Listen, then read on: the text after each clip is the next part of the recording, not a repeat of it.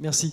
Alors, je vais avoir, je crois, la difficile tâche, non pas de conclure, mais d'être le dernier des intervenants pour cette longue journée qui a été fort intéressante, vous en conviendrez aisément, puisque nous avons été là, nous aussi, les intervenants, pour profiter de ces nombreuses interventions très intéressantes. Et je vais commencer par reprendre, sans parodier, les propos de ce matin du philosophe le père Petitclerc, qui s'est exprimé ce matin et qui a, je trouve, fort bien parlé des papas et des pères. Alors, vous allez me dire, qu'est-ce que je vais bien pouvoir rajouter après ça? Eh bien, on va en parler tout de suite. Je reprendrai simplement un slogan que j'ai entendu lors des différentes manifestations. Est-ce qu'on ne peut pas se demander si aujourd'hui, enfant sans père, n'est-ce pas, enfant sans repère? L'état actuel des pères en France, très rapidement, 1 300 000 papas privés de leur enfant, 2 millions d'enfants privés de leur père, soit au total 5 millions de personnes impactées. Je vois des personnes qui peuvent avoir un certain âge dans cette salle. Vous êtes des grands-parents lorsqu'il y a une séparation difficile. Le père est écarté de son enfant, mais également toute sa famille du côté paternel. D'où les 5 millions de personnes aujourd'hui impactées. Aujourd'hui, lorsque vous vous séparez, vous avez grosso modo moins de 2 chances sur 3 de continuer à exister au-delà de la première année auprès de votre enfant. Donc voilà l'état actuel des choses aujourd'hui. Alors, président de l'association SOS Papa, je vais dès lors vous parler des... Eh bien non, des enfants. Ça tombe bien, on est là pour ça. États généraux des enfants. Bien. Aujourd'hui, que se passe-t-il ?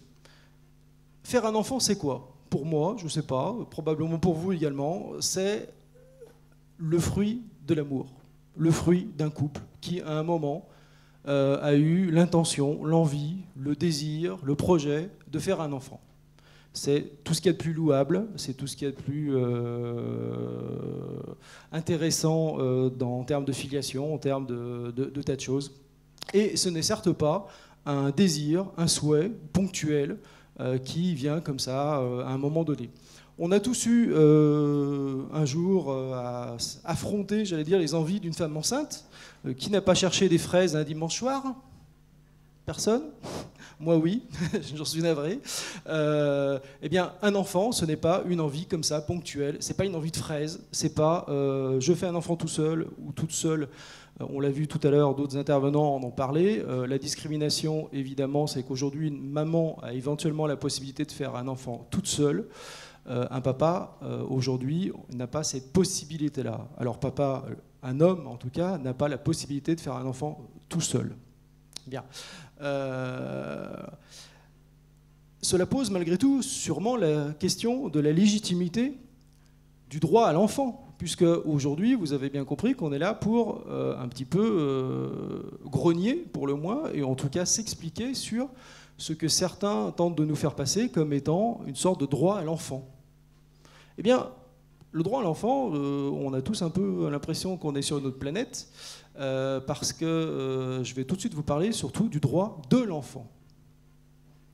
Alors, le droit de l'enfant, un pédopsychiatre tout à l'heure a parlé de l'intérêt supérieur de l'enfant. On le connaît bien, l'intérêt supérieur de l'enfant. On nous l'oppose depuis à peu près plusieurs décennies en tant que papa. Quand on nous sépare de notre progéniture, sûrement pour des bonnes raisons, dans l'intérêt de l'enfant. Bien. Alors, on ne va pas polémiquer là-dessus, on n'est pas là pour ça. Mais en tout état de cause, qu'est-ce que l'intérêt de l'enfant? Eh bien, l'intérêt de l'enfant, c'est peut-être déjà, avant tout, que la France reconnaisse, applique et respecte sa signature, en particulier en ce qui concerne la CIDE. Vous allez me dire, c'est un gros mot. Probablement, ça fait plus de 20 ans qu'elle a été signée et apparemment le législateur français ne sait toujours pas lire, puisqu'il a dû manifestement signer quelque chose qu'il ne comprenait pas et probablement que bon nombre de termes lui ont échappé. CIDE, Convention internationale des droits de l'enfant. Aujourd'hui, les droits de l'enfant existent. Ils ont été écrits, ils ont été ratifiés par la France comme bon nombre de pays civilisés, par chance. Et aujourd'hui, j'ose dire que la loi Taubira est contraire à l'intérêt de l'enfant, tel que ratifié par la France dans la Convention internationale des enfants. Je peux vous l'expliciter plus longuement si vous le souhaitez. En tout état de cause, le préambule de la CIDE, je vous en cite très rapidement quelques mots, convaincu que la famille, unité fondamentale de la société et milieu naturel pour la croissance et le bien-être de tous ses membres, et en particulier des enfants, doit recevoir la protection et l'assistance dont elle a besoin pour pouvoir jouer pleinement son rôle dans la communauté. Est-ce que cela vous paraît tout à fait compatible avec ce que la loi Taubira nous présente? Je ne le pense pas. Par la suite, nier aux enfants aujourd'hui l'égalité auquel ils ont droit et ils ont vocation à obtenir, n'est-ce pas une perte de chance pour eux? Alors, l'égalité des chances, c'est quoi? C'est qu'aujourd'hui, des enfants, jusqu'à aujourd'hui, jusqu'à demain, on va dire, seront nécessairement issus d'une filiation connue, issus d'un père et d'une mère, sauf évidemment on sait qu'il y a quelques familles et quelques enfants qui ont été conçus autrement dans un pays étranger et pas en France, puisque je le rappelle, a priori ces pratiques aujourd'hui en France sont encore illégitimes parce qu'illégales. Ça veut donc dire illicite. On se demande bien pourquoi du reste le législateur tient absolument à rendre licite ces agissements pour l'instant illicites. Mais en tout état de cause, aujourd'hui, c'est une perte de chance pour les enfants après-demain qui seront traités de façon différente parce qu'à ce moment-là, certains seront issus effectivement d'une famille, j'allais dire classique, pardonnez-moi, et puis d'un nouveau type de famille qui pourra être effectivement une famille de personnes de même sexe. La loi Taubira, pourquoi on s'y oppose ? Nous, en tant qu'association défense des droits des pères et défense des droits des enfants, c'est entre autres parce que les termes père et mère vont disparaître de la plupart des codes. Alors, bien sûr, je sais que sur un journal télévisé, Madame Taubira, garde des Sceaux, a clairement dit que les termes père et mère ne disparaîtront pas. Vous l'avez probablement vu, c'était face à Claire Chazal, c'était le 13 janvier dernier.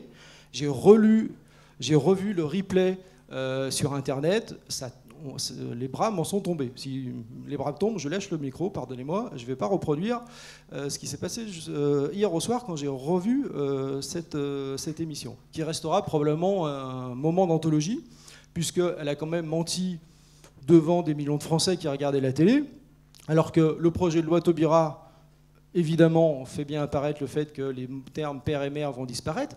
Mais même bien plus en avant, sachez que le mot père a disparu du Code de la sécurité sociale déjà depuis le mois de décembre, puisque via le projet de loi de financement de la sécurité sociale, dès le mois de novembre, nous en avons été avertis et nous avons fait tout ce que nous avons pu pour éviter cela. Mais pour autant, dans le Code de la sécurité sociale, le mot père a disparu au profit d'assuré, ainsi que également dans 2 autres codes. Le congé de paternité a lui aussi été modifié, puisque le congé de paternité ne convenait pas, évidemment, aux nouvelles conjointes dans des couples lesbiens, parce que, évidemment, une deuxième maman, soi-disant, parce qu'on dit qu'il peut y avoir plusieurs papas, je ne sais pas pourquoi il ne pourrait pas y avoir plusieurs mamans, au demeurant, eh bien, la deuxième maman ne se retrouvait pas dans le congé de paternité. Donc, le législateur a souhaité modifier. Au départ, il voulait modifier le congé de paternité carrément en faisant disparaître paternité pour mettre congé d'accueil de l'enfant. Et après, malgré tout, bon nombre de discussions, on a obtenu que le congé de paternité soit maintenu et soit modifié en congé de paternité et d'accueil de l'enfant. À un moment aussi, via l'amendement numéroté 800 à l'Assemblée nationale, c'était la maman qui désignait l'heureux bénéficiaire du congé de paternité. Vous imaginez bien qu'il n'était pas question que l'on laisse passer ce genre de choses, d'autant plus que ce projet de loi de financement de la sécurité sociale, cet amendement, était un cavalier budgétaire anticonstitutionnel.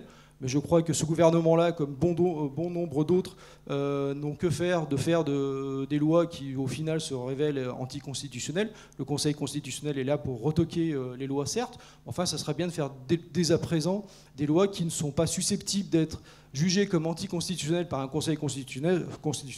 Je crois quand même qu'il faudrait que nos politiques apprennent un petit peu à lire et à savoir appliquer les doctrines autres que les dogmes politiciens. Alors, D'autre part, la loi Taubira nous pose problème parce qu'elle s'attaque au mariage civil. Le mariage civil, qu'est-ce que c'est? C'est un contrat républicain qui est signé avec un contenu. Eh bien, le contenu d'hier, d'aujourd'hui, et celui de demain, si la loi Taubira et le mariage pour tous passe, eh bien, le contenu ne sera pas le même. Il y aura donc au moins deux périodes. Un petit peu, mais ceci dit, vous avez tous connu les lois immobiliers. Alors, on avait la loi E21, la loi E22. Enfin, non, pardon, c'était pas E20, c'était les lois de défiscalisation. On en a connu X depuis 10 ans. Et bien là, c'est pareil. Il y aura eu un mariage avant la loi Taubira et un mariage après la loi Taubira. Et bien là aussi, je crois que par respect pour toutes les personnes qui se sont mariées, dont je ne fais pas partie, vous ne m'en voudrez pas, je n'ai pas été marié, mais pour autant, ça n'empêche pas de défendre malgré tout l'institution du mariage, parce que c'est encore la meilleure solution pour que les enfants soient protégés au sein d'une véritable union entre un papa et une maman. Eh bien, ce mariage civil connaîtra donc deux périodes. Et cela, c'est malgré tout, là aussi, d'un point de vue technique et d'un point de vue juridique, quelque chose qui ne nous paraît pas souhaitable. Pour finir, je reviens quand même simplement sur une chose. Tout à l'heure, quand je vous disais que les termes père et le congé de paternité ont été modifiés, il faut savoir que donc c'était au mois de décembre via le projet de loi de financement de la sécurité sociale, et que ceci s'est donc fait avant même que le projet de loi Taubira soit présenté au Conseil des ministres. Et avant même, enfin bien avant même que le Parlement puisse y avoir accès et puisse en débattre, puisque pour l'instant, il n'en a pas encore débattu. Vous comprenez donc un petit peu comment fonctionne aujourd'hui ce projet de loi, c'est-à-dire que dès à présent, des modifications substantielles sont déjà intervenues et que le terme père a déjà disparu. Alors, encore une fois, on fera bien sûr on aura les conséquences des lois pour les pères, et puis peut-être que les mères, effectivement, peut-être passeront au travers, parce que quand il s'agira d'enlever le mot père, c'est relativement passé facilement, malgré évidemment nos revendications. Mais lorsqu'il s'agira d'enlever le mot père, enfin le mot pardon mère de tous les codes et de tous les documents administratifs, je pense malgré tout que ça commencera à poser quelques soucis. Et pour finir, si on admet que l'aspect biologie n'a plus aucune importance, autant dire à ce moment-là qu'on organise une grande loterie à la sortie de la maternité, et puis vous repartez avec l'enfant que vous avez gagné au sort dans la maternité, puisqu'au final, l'aspect biologique n'a plus d'importance. À ce moment-là, autant attribuer n'importe quel enfant à n'importe quelle mère qui sort de la maternité, puisqu'on est en train de nous dire que l'aspect lien biologique dans la filiation n'a pas forcément l'importance qu'on lui reconnaît. Et aujourd'hui, on voit arriver des parents sociaux, un papa social, une maman sociale. J'ai envie de dire, est-ce qu'on a vraiment envie de connaître cela? Je n'en suis pas certain. On avait déjà les réseaux sociaux, Facebook, voire même Facebook, pour être très clair pour certains qui ont renommé le réseau social, qui apparemment nous abandonne un petit peu en plein champ avec notre vie intime déballée au plus grand nombre sur la toile, avec impossibilité de revenir en arrière et d'enlever le contenu qui a été installé. Eh bien, de la même façon, je crois que le papa social, la maman sociale a guère d'intérêt dans l'avenir. Je finis simplement sur un aspect. Aujourd'hui, pour vous parler de mon expérience personnelle, j'ai élevé un enfant pendant 14 ans qui n'était pas le mien. On s'est séparés avec la maman. Je ne me suis pas vu en droit de demander un quelconque droit. J'ai eu l'obligation et j'ai fait mon job, entre guillemets, de papa, de substitution à un moment. J'ai accompagné cet enfant dans la vie. J'ai tenté de faire ce que je pouvais pour l'aider et sans pour autant demander un quelconque droit en retour. On a avant tout l'obligation de s'occuper des enfants. On a l'obligation avant tout de s'occuper des plus vulnérables, comme cela a été dit. La CIDE, je le rappelle, inscrit ce droit au-delà du droit national, puisque c'est un droit supranational qui s'applique à toutes les nations signataires, dont la France, qui ne sait toujours pas lire. Et je conclurai par cela. Merci.